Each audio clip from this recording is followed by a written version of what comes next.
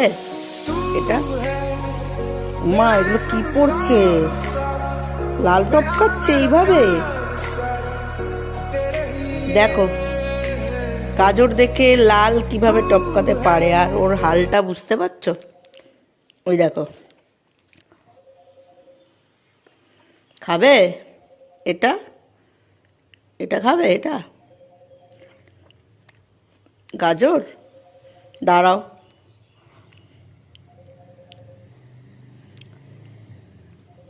কি কি করবে? এদিকে বুঝতে পারছো? এই দিক দিয়ে কিভাবে লাল টপকাচ্ছে ওর। টপ টপ করে পড়ছে। নাও, চলে গেল।